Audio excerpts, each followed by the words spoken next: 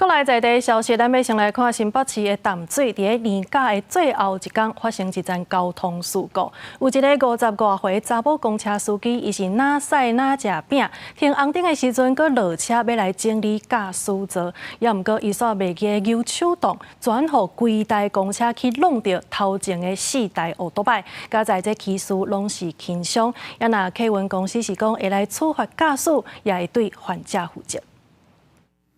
几多台车停伫路口挡红灯，后壁这台公车拢无停，直接向前冲。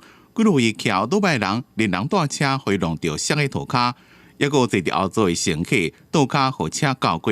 不过司机迄当阵人无伫咧车顶驾驶座，是伫咧车外。车辆往前滑行，推撞前方停等红灯等4部机车，造成其中一部机车23岁郭姓女乘客受伤送医，其余均轻微擦伤，离女9测值为0。这件车祸发生伫咧新北市的淡水，14暗9点外，一台领事的姓李的女驾驶开的小公车，伊哪开车哪食饼。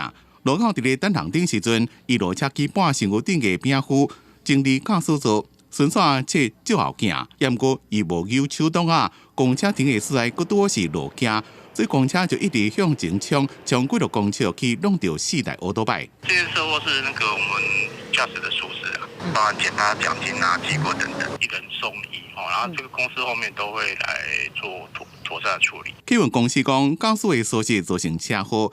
将会用记过减罚奖金来处分，并且加强教育训练。受伤的人送病了，已经拢无大碍，公司也会负相关的责任。记者综合报道。